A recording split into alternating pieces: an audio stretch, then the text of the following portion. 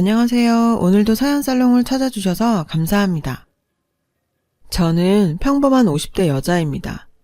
저희 엄마가 예전에 사주 보러 가면 제가 남편 복도 있고 자식 복도 있다고 그랬다더군요. 그런데 그 사주쟁이가 영 틀린 말을 한 것 같아요. 남편 복, 자식 복은커녕 뒤통수만 맞고 사네요. 20대에 첫 남편을 만나 행복하게 신혼생활 했었습니다. 1년을 정말 꿀같이 지냈었죠. 그러나 그 행복도 잠시 남편이 교통사고로 세상을 떠나고 말았습니다. 6개월 동안 지극정성으로 간호했지만 결국 세상을 뜨고 말았죠. 그 후 저는 이런 운명인가 보다 하고 재혼 생각은 전혀 하지 않고 10년 넘게 살다가 회사 거래처에서 남자 한 명을 만나게 되었어요. 그 남자는 이혼을 하고 딸아이 한 명을 혼자 키운 50대 돌싱남이었습니다. 그 사람은 저를 보자마자 굉장히 적극적으로 대시를 했습니다. 저 역시 그 사람에게 끌리는 마음이 분명히 있었어요. 매너 좋고 다정한 성품이 마음에 들었었죠. 저희는 만난 지 얼마 지나지 않아 진지하게 연애를 시작했습니다. 그러나 걸리는 점이 많았네요. 저는 괜찮은데 그 사람이요.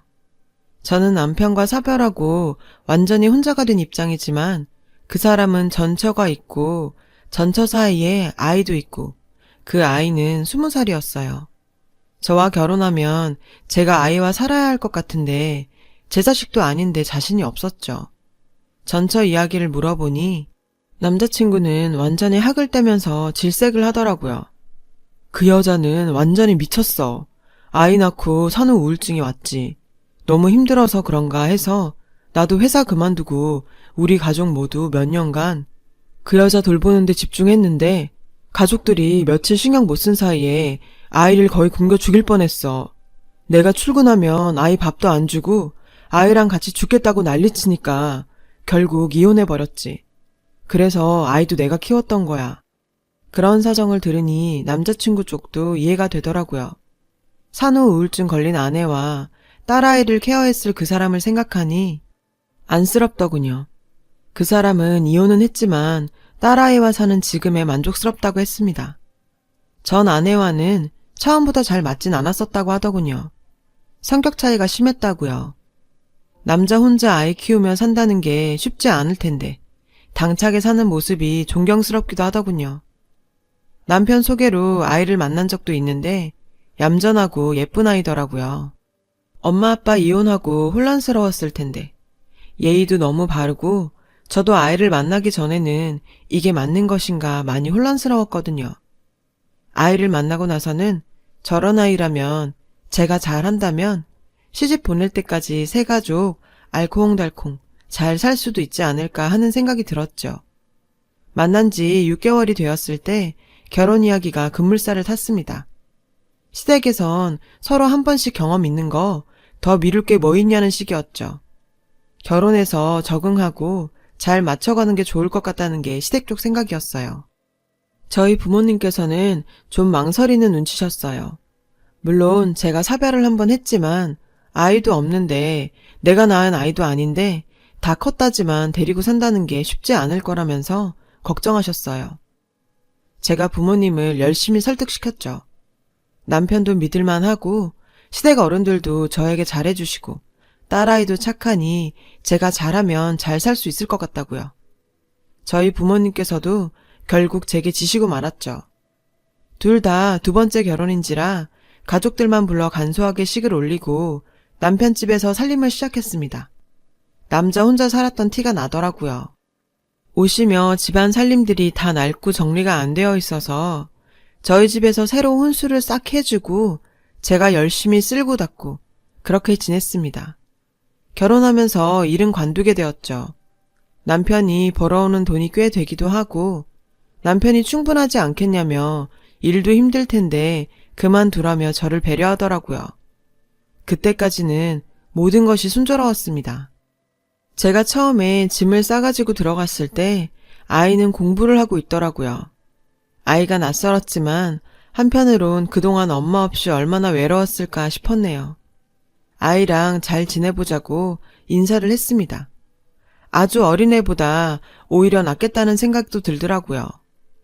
서로가 이해하면서 지내면 잘 지낼 수 있겠다고 그때까진 순진한 생각을 했었습니다. 제 생각이 완전 틀렸다는 것을 알게 된 것은 지낸 지 며칠 지나지 않아서였어요. 아이는 아침과 밤이 완전히 달랐어요. 남편과 함께 있는 아침에는 생글생글 웃으면서 저한테 엄마라고도 잘 부르고 아주 예의 바른 아이였죠. 그러나 남편이 없는 오후와 밤에는 완전 딴 얼굴이었어요. 제가 갖다 준 간식들을 휴지통에 버린 것이 몇 번이나 되었죠. 아이가 대학에 다녀서 오후쯤 집에 오곤 했는데 제가 갔다 오는 아이에게 인사를 하면 아이는 쌩하니 제 방으로 들어가 버리곤 했습니다. 시집살이도 이보다 고되진 않겠더라고요. 그건 어디에라도 하소연이라도 할 수 있잖아요. 이건 어린애가 그런다고 알리자니 고자질하는 것 같고 시댁 식구들이나 남편은 피가 섞인 가족인데 제 말 믿어줄까 싶었죠. 아이의 열리지 않는 마음에 매일을 눈물로 보냈어요. 다 큰 아이와 같이 사는 거 어려울 거라던 저희 친정엄마 말이 무슨 뜻인지 그때서야 알겠더군요. 아이의 마음을 돌려보고자 최선을 다하기 위해 아이 없는 시간에 뜨개질을 하여 털실모자를 짜봤습니다. 비록 부족한 솜씨지만 아이 머리에 맞춰 완성을 해서 살며시 아이 책상에 두었죠. 제가 계속 노력하면 아이 마음이 돌려지리라 간절히 기도하면서 준 것인데 며칠 후 방을 정리해 주는데 휴지통에서 가위로 갈갈이 찢겨진 모자를 발견했습니다. 그리고 저 보란 듯이 둔 노트도 발견했네요. 그 여자는 마녀다. 우리 엄마가 보고 싶다. 저 여자가 우리 집에서 나갔으면 좋겠다. 제가 아무리 노력해도 안 되는 일이 있는 것 같았어요. 아이 눈에는 제가 자기 엄마와 아빠를 갈라놓은 방해물로 보이는 것 같더군요. 몇 날 며칠을 계속해서 고민했습니다. 제가 과연 이 집에서 아이와 잘 살 수 있을지 너무나도 걱정이 되었어요. 남편은 그것도 모르고 아침에 보는 아이의 모습만 보고는 저와 아이가 잘 지낸다면서 아이에게 칭찬을 하고 저에게도 고맙다고 하더군요. 저한테 아이에게 잘해줘서 고맙다면서 선물도 사다주고 정말 잘해줬어요. 그런 남편에게 차마 아이 때문에 괴롭다는 말을 할 수 없었습니다. 저와 아이가 신경전하고 있는 걸 알면 남편은 얼마나 속상할까 생각하면서 꾹꾹 참았습니다. 아이는 가끔 제 엄마를 만나면서 지내는 것 같더군요. 그것까지는 제가 관여할 부분이 아니라고 생각해서 아이가 엄마를 보러 간다고 할 때도 별 다르게 간섭을 안 했어요. 남편은 저한테 이해해 주어 고맙다고 하더군요. 그러던 어느 날 남편과 둘이 장을 보고 오는데 딸이 웬 여자와 함께 있는 것을 봤습니다. 딱 봐도 친밀해 보이는 것이 저 사람이 남편의 전 부인이라는 것을 바로 알겠더군요. 남편은 인상을 찡그리며 그 자리를 피했습니다. 그쪽에서도 저희를 본 것 같더라고요. 전 부인이 저를 빤히 보고 있는데 무어라 말도 못하고 얼굴만 슬쩍 보고 집으로 피하듯 왔네요. 남편은 아이는 전 부인을 엄마니까 만나지만 자신은 절대 상관이 없다면서 저를 안심시켜 주었습니다. 처음부터 전 부인 있는 거 알고 시작한 관계인데 뭐 어쩌겠어요. 그냥 쓴 웃음으로 넘겼었죠. 넷이 마주쳤던 그날 이후 아이의 생트집은 더욱 심해졌네요. 남편 없을 때 밥을 해서 저녁을 주었는데 짜다면서 바로 싱크대에 갖다 버리더라고요. 찌개가 버려지는 것을 보면서 제가 참고 지내던 인내심도 터져버렸습니다. 아이에게 버럭 고함을 지르면서 야단을 쳤습니다. 아이는 지지 않고 저한테 마구 쏘아 붙이더군요. 저기요, 이걸 먹으라고 한 거예요? 소금만 들이부어서 먹을 수 없는데 어떻게 먹으란 거예요? 아줌마 입맛이 어떻게 된 거 아니에요? 아님 나한테 일부러 골탕 먹으라고 이렇게 만들어준 거 아니에요? 저는 덜덜 떨리는 마음을 가다듬고 아이에게 훈계를 했습니다. 네가 왜 날 싫어하는지는 알지만 음식 가지고 그러는 거 아니야. 너 먹으라고 정성되어서 한 거야. 너 자꾸 이러면 아빠한테도 그동안 일들 전부 다 말할 수밖에 없어. 아이는 그 순간 눈에 불을 켜고 저한테 마구 욕을 하고 물건을 던지더군요. 갑작스러운 일격에 저는 아이한테 그대로 당하고 있었어요. 20살짜리 아이가 난리를 치는데 제 힘으로는 어떻게 감당이 안 되더군요. 한참 멍하게 있다가 아이가 던진 휴지마리에 머리를 맞고 정신이 들어 아이 손을 탁 잡았죠. 그리고 서로 얼마간 몸싸움을 했는데 하필 그때 남편이 들어왔어요. 아이는 남편을 본 순간 주저앉으면서 펑펑 울더라고요. 정말 황당하게 짝이 없더군요. 남편은 난장판이 된 집을 보면서 이게 대체 무슨 일이냐고 저희를 다그쳤어요. 아이는 엉엉 울면서 새빨간 거짓말을 늘어놓더군요. 제가 국이 짜다고 하니까 엄마가 다 버리고 저를 혼내셨어요. 저는 그냥 너무 짜서 먹을 수 없어서 그런 건데 정말 죄송해요, 엄마, 아빠. 그러면서 비극의 주인공처럼 밖으로 나가버리더군요. 남겨진 건 벙찐 저와 화가 난 남편이었어요. 남편이 아이 말이 사실이냐며 저한테 해명하라는데 기가 막히더군요. 저도 더 이상 참을 수 없어서 그동안 아이의 만행들을 모두 남편에게 말했죠. 그동안 겪었던 수많은 모욕과 무시들, 제가 준 모자를 갈기갈기 잘라버렸던 일, 저 보란듯 써놓았던 쪽지들, 오늘 일까지 전부 이야기했는데 남편은 혼란스러운 것 같았어요. 자신의 착한 딸이 그럴 리 없다고 생각하는 것 같더라고요. 제 말을 믿지 않는 남편이 참 야속했습니다. 남편은 아이가 그랬다는 증거 있냐고 그러더군요. 제가 증거를 남겨두진 않았었죠. 가족 간에 무슨 증거 같은 게 있었겠어요. 그래서 그런 건 없다고 솔직히 말했더니 남편이 한숨을 푹 쉬면서 이러더군요. 누구 말을 믿어야 할지 모르겠다. 서로 오해가 있었을 거야.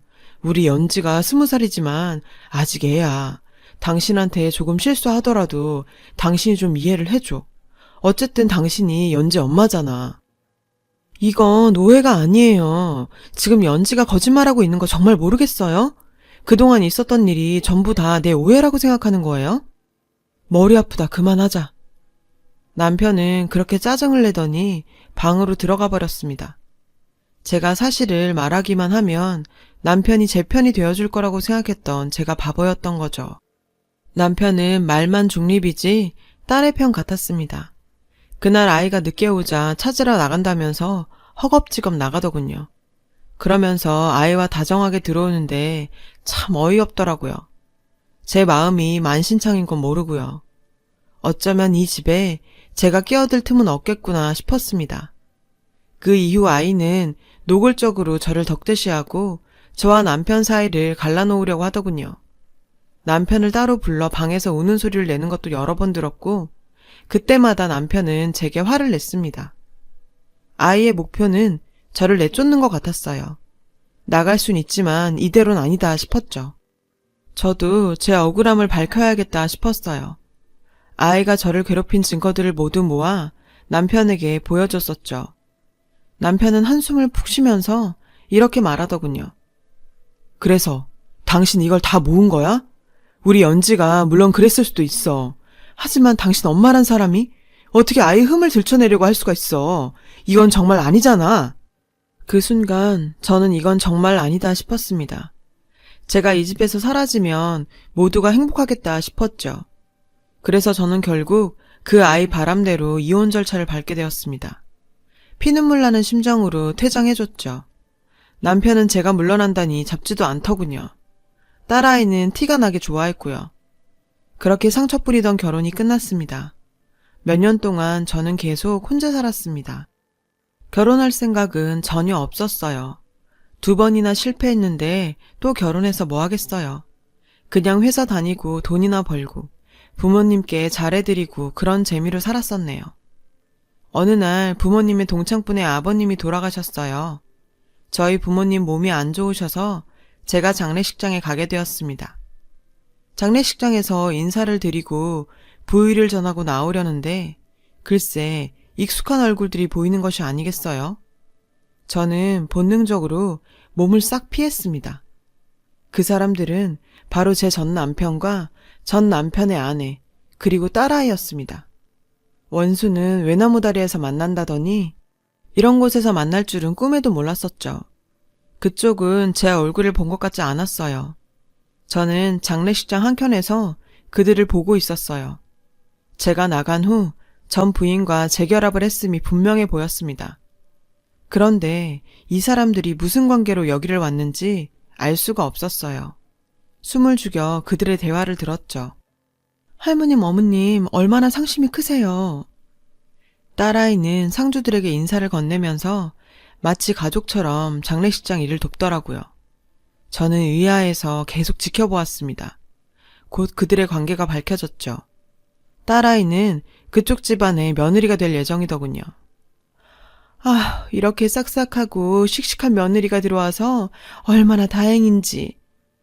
그 집 사람들은 아무것도 모르고 이렇게 말하더군요. 제 전남편과 아내는 사돈될 집이기에 같이 인사를 온 것 같았어요. 제 안에서 오랜만에 분노가 끌어올랐습니다. 저에게 그렇게 상처를 주고 저들은 잘 먹고 잘 살고 딸까지 좋은 집안에 시집 보내려고 하고 있더군요. 그 일 제가 막아야겠다고 생각했습니다. 장례식이 끝나고 저는 부모님께 말씀을 드렸어요. 그 집안에 며느리 될 아이가 그 사람 딸인데 알려야 하지 않겠냐고요. 저희 부모님은 놀라면서 당장 친구분께 전화를 걸어 제가 겪었던 일들, 그 집안의 복잡한 속내, 딸아이가 저를 내치려 했던 악행들 모두 다 얘기했어요. 그 집에서는 그 일을 심각하게 받아들였더군요. 그런 일이 있을 줄이야, 세상에. 우리는 그저 아들이 좋다니까 시키려는 거였는데 절대 안 되겠어. 그런 아이가 며느리로 들어오면 우리 집에 어떻게 되겠어? 그 집에서는 당장 파혼 절차를 밟겠다고 난리가 났고 저는 10년 묵은 채증이 내려가는 듯 시원하더라고요. 그 일이 그렇게 지나가나 했는데 어느 날 저희 집 문을 누가 두드리는 것이 아니겠어요? 등장한 사람들은 바로 전 남편과 그의 전 아내, 그리고 딸아이였어요. 저를 보자마자 딸아이가 눈물을 흘리면서 용서를 빌더군요. 제가 잘못했어요. 그때는 제가 어렸어요. 상처드린 건 알지만 저 그 남자 없으면 못 살아요. 다시 말씀해 주시면 안 될까요? 저희 시어머니께 다시 말씀해 주셔서 오해였다고, 잘못 알았다고 그렇게만 말해 주세요. 그렇지만 저는 전혀 그럴 생각이 없었습니다. 저는 이혼도 겪었는데 남파혼이 대수인가요? 냉정하게 말했습니다. 네가 나한테 했던지 죽어도 못 잊어. 너 그렇게 살면서 벌 안 받을 줄 알았지? 다 너한테 돌아오는 거야. 다른 말 할 생각 없으니 빨리 나가. 저희 부모님께서도 호통치시고 무릎 꿇고 비는 전 남편과 그의 아내, 딸을 내쫓으셨어요. 결국 그 결혼은 완전히 파토났다는 소식을 듣게 되었습니다. 엄마 아빠가 이혼하고 상처받은 딸의 마음을 이해해 보려고도 했습니다. 그래서 더 보듬어주고 싶었고요. 하지만 그 투정이 도가 넘으니 인성 문제인 것 같네요. 모든 사람이 같은 상황에 처한다고 똑같이 행동하는 것은 아니니까요. 저를 괴롭힐 땐 어떤 미래가 닥칠지 생각 못했겠죠. 그때 당한 것들을 생각하면 지금도 치가 떨리지만 그쪽도 그쪽 나름대로 대가를 치렀다고 생각합니다. 인생사 자기가 한 짓 부메랑처럼 다시 돌아오는 건가 봅니다.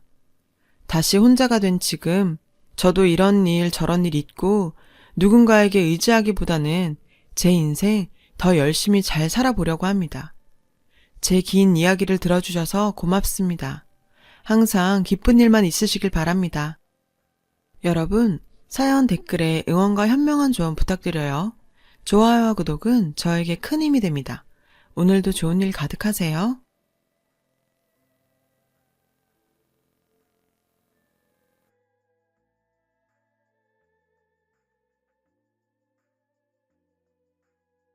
안녕하세요. 오늘도 사연 살롱을 찾아주셔서 감사합니다. 올해 딱 40이 된 여자입니다. 저는 원래 독신주의자였어요. 처음부터 그랬던 거는 아니고요. 20대, 30대를 거치며 저보다 먼저 결혼한 친구들을 보다 보니 행복해 보이기는 했어요. 그렇지만 한편으로는 남편과 시댁, 그리고 육아 문제로 힘들어하는 모습을 보면서 나는 저런 걸 감당하기엔 미성숙한 사람이다 라는 생각이 들어 자연스럽게 결혼 생각이 사라졌어요. 하지만 딸이 30을 훌쩍 넘기고도 결혼할 생각을 하지 않자 저희 엄마는 조바심이 났는지 점점 강도 높게 결혼에 대한 잔소리를 하기 시작하셨어요. 저도 퇴근하고 집에 가는 것이 무서워지기 시작하더라고요. 네가 뭐가 아쉬워서 결혼을 안 해? 인물이 빠져? 그렇다고 학벌이 빠져? 그러지 말고 좋은 사람 있으면 얼른 결혼해. 엄마 친구들이 너 아직 결혼 안 했다고 하니까 글쎄 너한테 무슨 문제 있냐고 묻더라. 나이 더 먹으면 엄마가 아무리 아니라고 해도 다들 오해해. 그러니까 더 늦기 전에 시집 가. 지금은 몰라도 나이 더 먹으면 외롭다. 뭐라 해도 사람은 가정이 있어야 해. 엄마가 선자리 좀 알아볼까? 이런 잔소리들을 하루에도 몇 번씩 듣다 보니 저는 결혼하기 전에 피가 말라 먼저 죽을 것 같았어요. 그리고 그 즈음엔 회사가 여러 복합적인 일로 시끌시끌 하던 때라 스트레스도 많았는데 이런저런 스트레스 때문에 저는 결국 불면증에 시달리게 되었어요. 잠을 못 자니 하루 종일 머릿속이 흐리멍텅해졌고 그로 인해 안 하던 실수도 하게 되면서 주변 동료들도 슬슬 걱정을 하기 시작했죠. 제 스스로도 이렇게 계속되면 안 되겠다는 생각을 할 즈음엔 자기 병원을 좀 가봐. 요즘엔 딱히 아프지 않아도 자기처럼 스트레스 받으면 예방 차원에서 병원 가는 사람들도 많더라. 여차하면 수면제라도 처방해 달라고 해. 괜히 방치하고 고생하지 말고 잠깐이라도 회사 앞 병원이라도 다녀와봐. 회사에서 친하게 지내는 동료는 그렇게 저에게 병원에 가보라고 권했어요. 그래서 인터넷을 뒤지자 그래도 수면제는 내성이 생기면 좀 무서울 것 같아서 회사 근처에 있는 한의원을 찾아가게 되었죠. 저는 그곳에서 제 인생을 통째로 바꿔놓을 남편을 만나게 되었어요. 남편은 그곳에서 일하는 제 또래의 젊은 의사로 그곳 한의원에 온 지 얼마 안 된 신임 의사였어요. 어디가 불편해서 오셨어요? 어디가 아픈 건 아닌데 요즘 잠을 못 자요. 아무래도 스트레스 때문 같은데. 오래됐어요? 네, 좀 됐어요. 잠을 못 자서 그런지 집중력도 떨어지고 기억력도 예전 같지 않은 것 같거든요. 큰일이네요. 잠깐 손 좀 주세요. 남편은 그렇게 제 손목에 맥을 짚었어요. 그리고 스트레스에 좋은 차라며 자기 전에 따뜻하게 먹고 핸드폰이나 TV 같은 건 멀리하라고 일러줬어요. 그렇게 한 주, 두 주가 흘렀고 저는 별 차도가 없어 차라리 수면제를 처방해주는 병원으로 옮길까 하다가 마지막이다 하는 생각으로 한의원에 갔어요. 뭐가 문제인지 시키는 대로 했는데도 잠이 안 와요. 역시 스트레스 자체가 문제인 것 같아요. 그래서 수면제 같은 걸 좀 처방받고 싶은데 한의원에도 수면제 같은 약이 있나요? 아, 수면제요? 가급적이면 약은 드시지 않는 게 좋은데 잠시만요. 이건 원래 환자분한테 드리지 않는 건데 현정 씨는 꼭 필요할 것 같으니 제가 특별히 드릴게요. 그렇게 남편은 종이에 무언가를 적더니 저에게 건네줬어요. 저는 무슨 약 이름이라도 적어줬나 하고 건네받은 종이를 봤는데 그 종이엔 웬 모르는 전화번호가 적혀 있었어요. 이게 뭐예요? 제 핸드폰 번호요. 밤에 잠 안 올 때 저한테 전화하세요. 이 무슨... 저는 황당해서 한동안 남편 얼굴만 멍하니 쳐다봤어요. 병을 치료해달라고 했더니 작업을 하는 거야 뭐야? 라는 불쾌한 생각이 들었거든요. 저는 얼굴 가득 불쾌하다는 표정으로 자리에서 일어났어요. 그러자 남편은 저에게 이렇게 말했어요. 사심은 절대 없으니까 오해는 하지 말고요. 약보다는 대화가 마음을 안정시켜주니까 딱 3일만 저랑 자기 전에 통화해봐요. 3일이 지나도 소용없으면 그땐 진짜 수면제 처방해 줄게요. 근데 아마 그럴 일은 없을 거예요. 저는 너무 호언장담하는 남편의 말에 얼떨결에 전화번호를 받아들고 나왔어요. 하지만 제가 전화를 제 손으로 거는 일은 없을 거라고 생각했죠. 그런데 이상하게도 다시 회사에 들어와 오후 근무를 하는데 무슨 이유인지 하루 종일 남편의 말이 머릿속에 동동 떠다녔어요.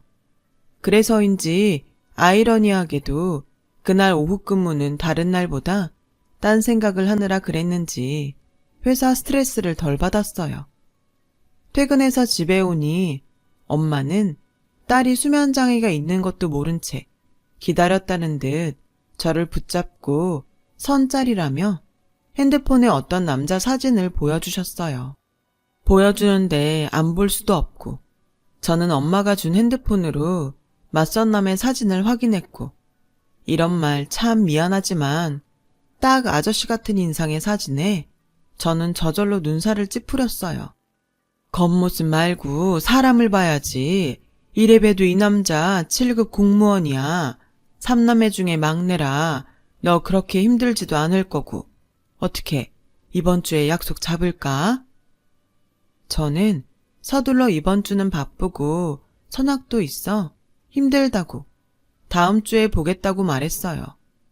물론 다음 주도 내키지 않았지만 이거라도 하지 않으면 또 들들 볶일 거라는 걸 너무 잘 알기에 일단은 임시방편으로 다음 주로 약속을 미뤄놨는데 이건 또 무슨 핑계로 어떻게 거절을 해야 할지 벌써부터 골치가 아팠어요.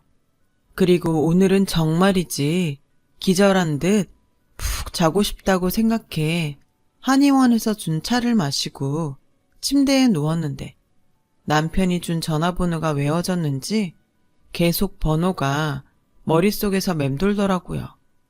저는 저도 모르게 그래 딱 3일인데 전화해보지 뭐. 분명히 이것도 소용없으면 수면제 준다고 했잖아.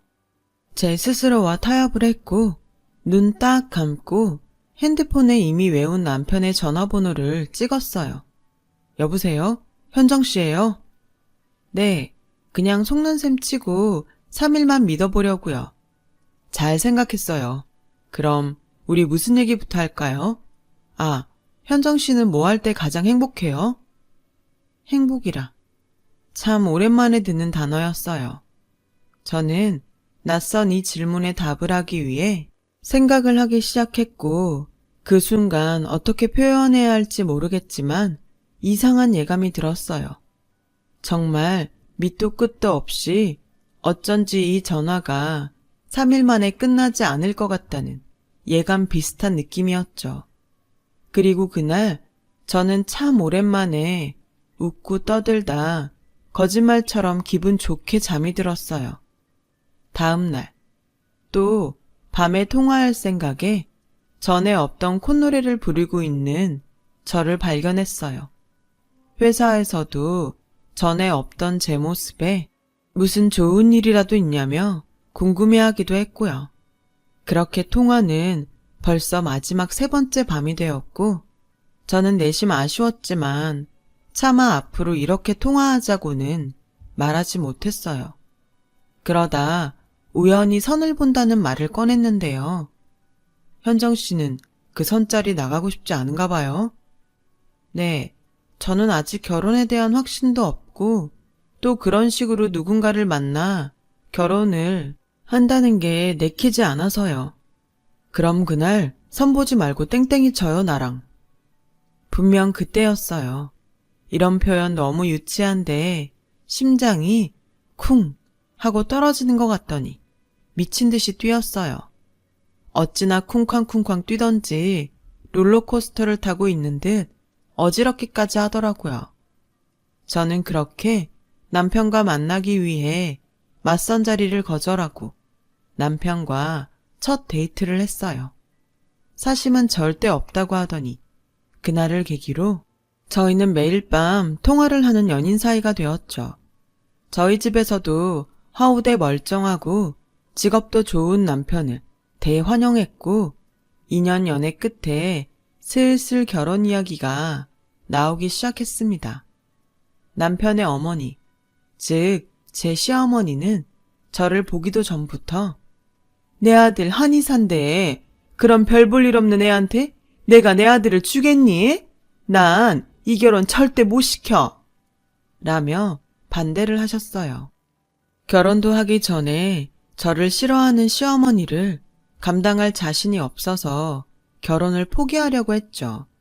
하지만 남편이 절대 그럴 수는 없다며 무작정 연을 끊고 살겠다고 집을 나왔고 보름 만에 시어머니가 정말로 자기 아들이 자기와 연을 끊고 저와 결혼할까봐 내키지 않는 결혼을 울며 겨자 먹기로 허락하셨어요. 저희는 부부가 될 수 있었죠. 시작이 이렇다 보니 앞으로 시어머니와 잘 지낼 수 있을지 걱정만 됐었어요. 제 예상대로 시어머니는 저를 철저하게 외면하며 없는 사람 취급을 하시더라고요. 그래도 그때까지는 견딜만 했어요. 가까이는 살아도 분가해서 따로 살고 있었고 저한테 직접적으로 피해를 주거나 부당한 일을 강요하지 않으셨으니까요. 그런데 그런 마음도 잠시. 시어머니는 당신 아들이 저한테 그리고 저희 친정집에 무언가 조금이라도 신경 쓰는 눈치를 보이면 그때부터는 저를 없는 사람이 아니라 일부러 찾아오시거나 전화를 거셔서 이러시더라고요. 너도 참 염치가 없다. 어디서 굴러먹던 꼬리 9개 달린 여우처럼 생긴 게 남의 귀한 아들 거저 얻었으면 그냥 엎어져서 감사합니다 하고 살 것이지 감히 내 아들한테 대접을 받으려고 들어? 웃기지도 않아 정말. 니네 집도 똑같아. 거지 근성인지 뭔지. 하기사 그 피가 어디로 가겠어? 저는 살면서 처음 받는 막말과 하대에 점점 한계를 느꼈고 그 스트레스는 또 다시 불면증과 남편을 향한 짜증으로 폭발했어요. 그럴 때마다 남편은 내가 대신 사과할게. 정말 미안해. 마음 좀 풀어. 라고 대신 사과했고 이게 또 남편 잘못이 아니라는 것을 너무 잘 알기에 이러지도 저러지도 못하는 짜증스러운 날이 길어졌어요. 특히 시어머니는 걸핏하면 저희 친정집을 돈이 없다, 별 볼 일 없다 등 함부로 말씀하셨죠. 그건 정말 자식된 입장에서 참기가 너무 힘들더라고요. 시어머니는 동네에서 제법 규모가 있고 장사가 잘 되는 국밥집을 운영하고 계세요. 24시간 운영하는 가게는 직원들이 3교대로 돌아가며 일을 하고 있고 저희 시어머니는 가끔 가게를 나갈 뿐 장사에는 이미 손을 뗀 지 오래신데 그간 벌어놓은 돈이 제법 있어서 그렇게 주변 사람들한테 있는 척을 하고 다니셨어요. 그에 반해 저희 친정집은 아버지가 퇴임을 앞둔 선생님이시고 어머니는 평범한 가정주부신데 두 분 다 절약과 검소함을 미덕으로 여기셔서 새 옷을 사는 일은 거의 없으셨어요. 그러니 비싸고 화려한 명품만 좋아하시는 시어머니 눈엔 저희 부모님은 자신보다 훨씬 뭐가 없다고 생각하셨을 테고 결혼할 때도 제가 나이가 적지 않으니 일부러 집에 도움을 받지 않았는데 시어머니는 이 모든 것이 저희 집에 돈이 없어 그런 걸로 생각하셨어요. 그래서 저와 저희 부모님을 어떻게든 잘난 당신 아들을 잡기 위해 얼굴에 철판을 깔았다며 저희 집에 대해 이런저런 없는 말을 함부로 하시는데 사실 검소하신 것뿐 저희 친정집이 그렇게 없는 집은 아니에요.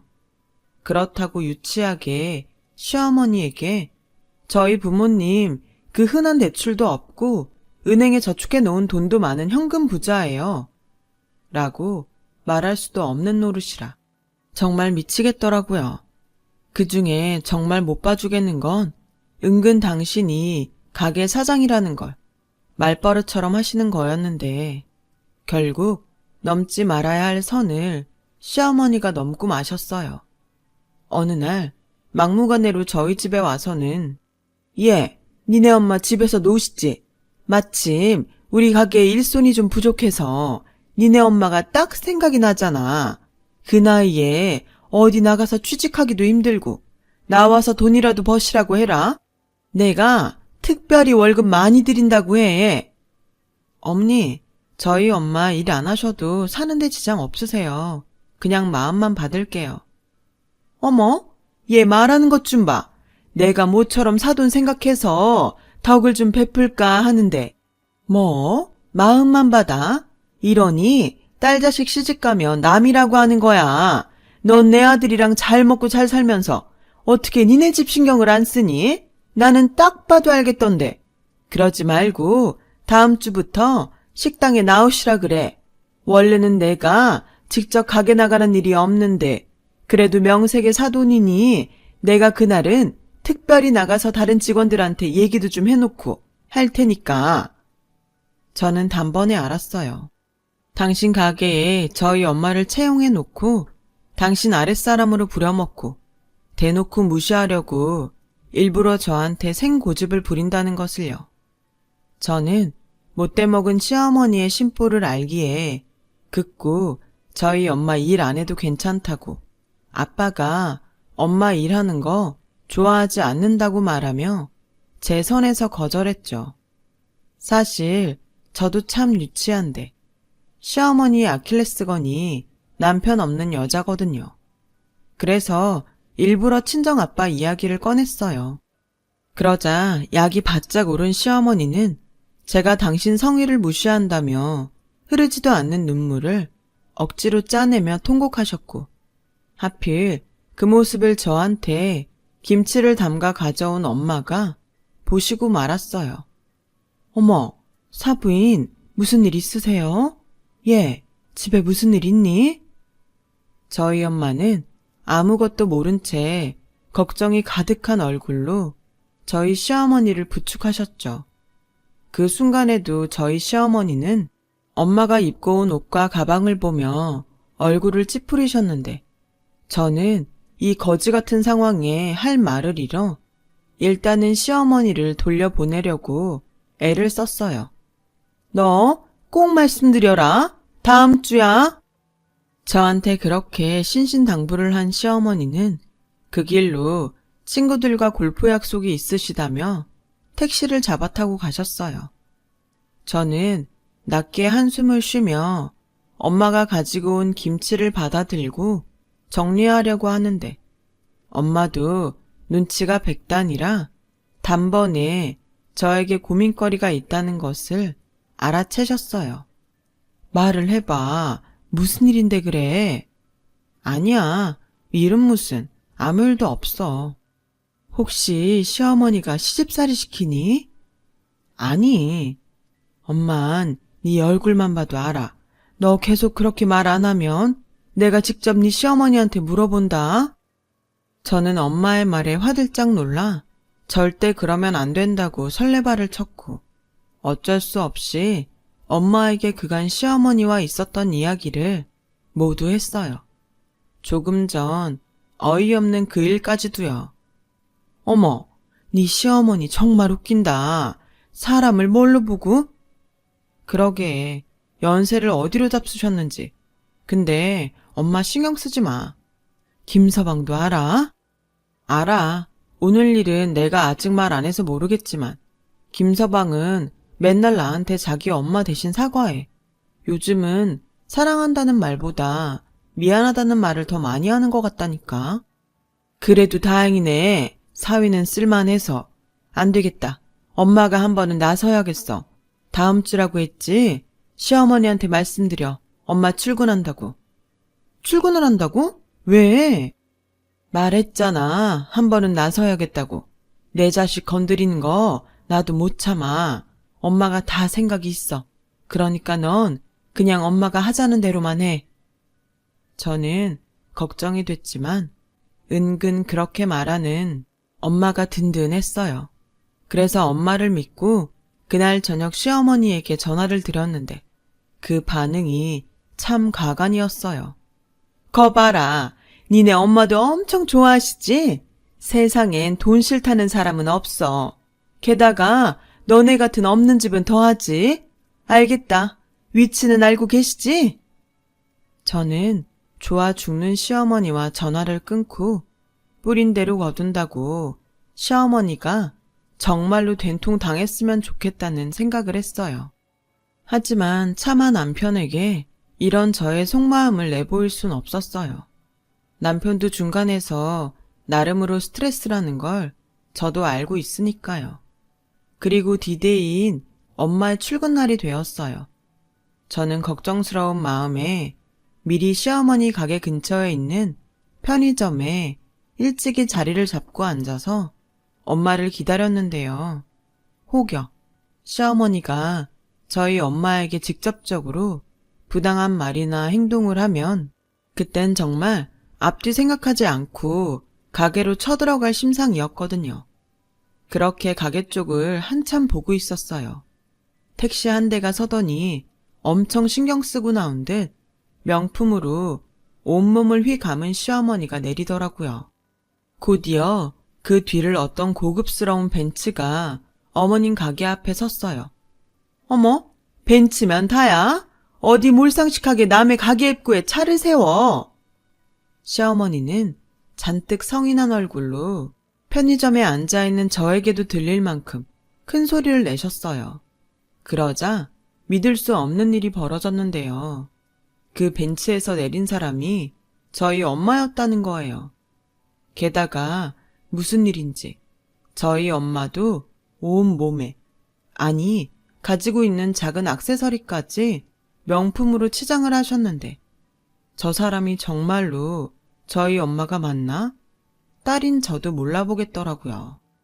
딸인 제가 이 정도인데 시어머니는 생각도 하지 못한 일에 놀라셔서 벌린 입을 제대로 다물지도 못하셨고 저는 이 상황을 더 자세히 보고 싶어 편의점을 나서니 곧 저희 엄마의 목소리가 들렸어요.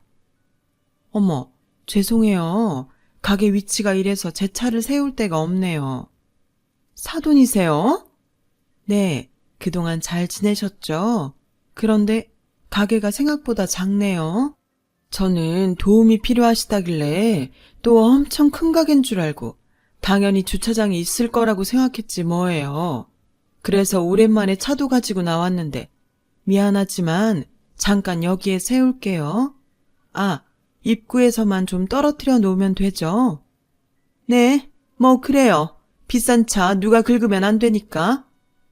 역시 이해해 주실 줄 알았어요. 근데 제가 또 비위가 좀 많이 약해서요. 안에 들어가서 위생 상태 좀 봐도 되죠? 제가 일할 수도 있는 곳인데 어떤가 한번 봐야 될 것 같아서요. 저희 엄마는 마치 가게를 점검하러 온 감사원처럼 가게 안에 들어가더라고요. 저도 정말 너무 궁금해서 가게 바로 앞쪽에 비켜 서서 상황을 보고 있었어요. 이곳저곳 위생 상태를 확인하셨는데 24시간 운영하는 가게라 솔직히 그날따라 더 청소나 시설 관리가 제대로 되어 있지 않았어요. 어머, 이 찌든 때 구석에 먼지도 많고.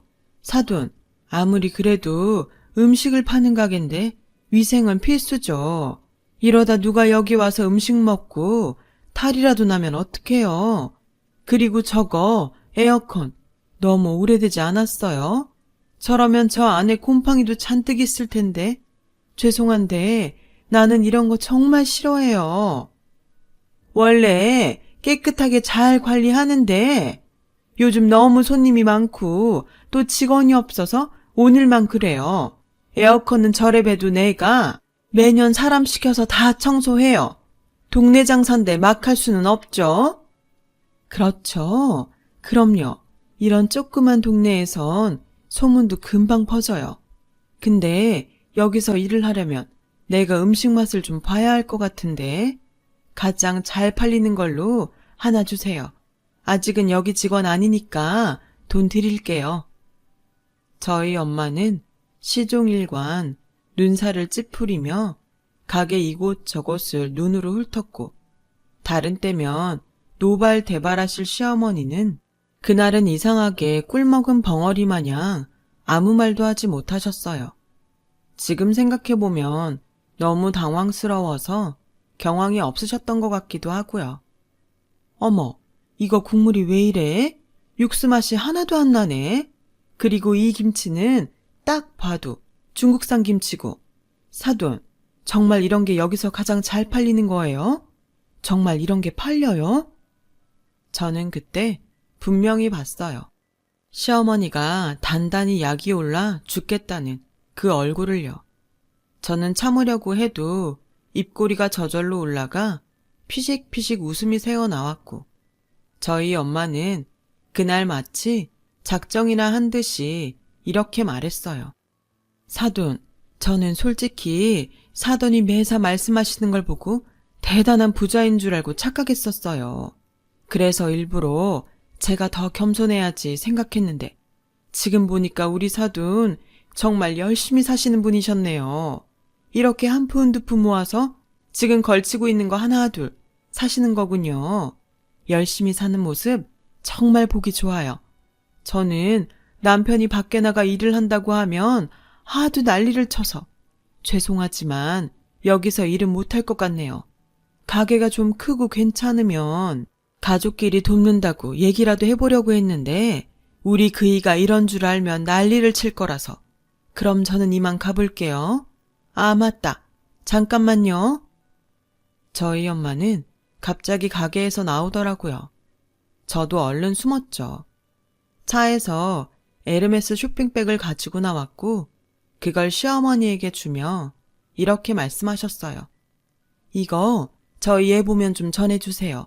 좋아 보여서 하나 샀는데 명품이라고 하면 아주 칠색팔색을 해서 좀처럼 가지러 오지 않으려고 하더라고요. 애가 워낙에 지아빠 닮아서 욕심이 없어요. 이런 말 좀 제가 푼수 같긴 한데 저희 집 양반이 교육자 치고는 자산가예요. 그래서 저희 집은 저 말고는 그렇게 돈 쓸 사람이 없답니다. 그럼 사돈 건강 조심하시고요. 이만. 저희 엄마는 그렇게 저희 시어머니를 우두커니 세워놓고 유유히 벤츠를 끌고 돌아가셨어요. 어찌나 통쾌하던지. 저는 하마터면 소리를 다 지를 뻔했어요. 그리고 저는 그 길로 친정집으로 갔어요. 어떻게 된 일인지 너무 궁금했거든요. 원래 그렇게 돈으로 사람 무시하는 사람들은 똑같이 돈으로 무시해야 가장 열받아. 니네 아빠가 뭐라고 하긴 했지만 앞으로 그 집에서 계속 살 자식 문제인데 돈이 대수야.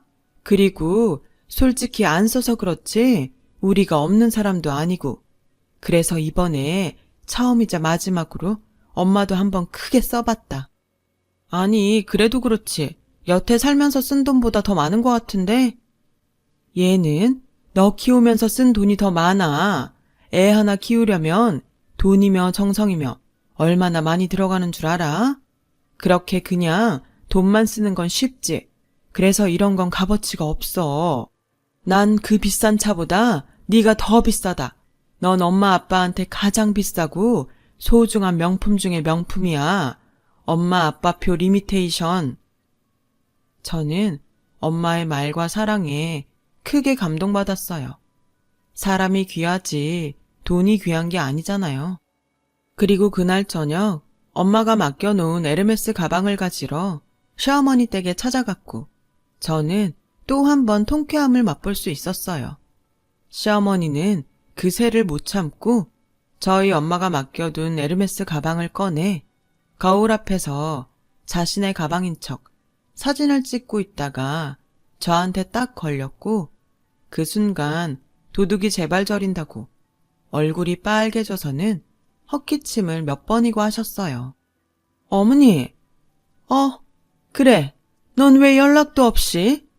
아니, 제가 싫다고 했는데 저희 엄마가 그 가방을 어머니한테 맡겼다고 해서요. 그래. 하자가 있을까봐 꺼내서 한번 봤어. 넌 그러고 왜 이 좋은 걸 싫다고 하니? 엄마가 사주시는데. 저는 그런데 돈 쓰는 거 싫어요. 지가 아무리 좋아도 가방이잖아요. 그렇긴 하지. 그럼 너 이거 안 쓸 거니? 아, 혹시 어머니 갖고 싶으세요? 그런데 어쩌죠? 제가 이거 그냥 저희 엄마 쓰라고 했는데. 어머님이 갖고 싶으시면 제가 저희 엄마한테 다시 말해볼까요? 아니, 됐다. 나도 뭐 이 정도는 살 수 있어. 그냥 네가 안 쓰면 아까우니까 나라도 쓸까 했지. 그리고 난 원래 이 브랜드 안 좋아해. 아, 그러시구나. 하기사 어머니는 에뚜로 좋아하시죠? 보면 거기 물건이 많으시던데. 그날 이후 저희 시어머니는 저희 친정집 무시하던 말버릇을 단번에 고치셨어요. 그리고 가끔 도대체 니네 집에 돈이 얼마나 있냐고 물으시는 날도 있는데 저는 그럴 때마다 정확히 알 수 없을 만큼이라며 대답해드려요. 뭐 진짜로 정확히는 모르기도 하고요. 그냥 두 분이 행복하게 사실 수 있는 만큼은 가지고 계신다고 알고 있고 저 역시도 나중에 저희 부모님처럼 많은 돈을 쫓기보다 저희가 행복할 수 있는 딱 그 정도만 있으면 좋겠다고 생각해요. 이렇게 저는 저희 엄마 덕에 요즘은 마음고생 없이 잠도 잘 자며 전에 느끼지 못한 행복한 신혼생활을 보내고 있어요. 비록 늦은 나이에 만난 남편이지만 얼마 전 아이도 생겼고 앞으로 더 행복할 미래를 꿈꾸고 있답니다. 이젠 정말 가끔 특별한 날이면 시어머니를 뵙는데요. 한참 어린 저지만 저는 시어머니가 이제라도 돈이 아닌 진짜 행복과 즐거움을 쫓으셨으면 좋겠어요. 그렇다면 저희 고부도 지금보다는 더욱 가깝게 지낼 수 있겠죠. 지금까지 저의 이야기를 들어주셔서 감사합니다. 건강하고 행복한 날들 되시길 기도하겠습니다. 여러분, 사연 댓글에 응원과 현명한 조언 부탁드려요. 좋아요와 구독은 저에게 큰 힘이 됩니다. 오늘도 좋은 일 가득하세요.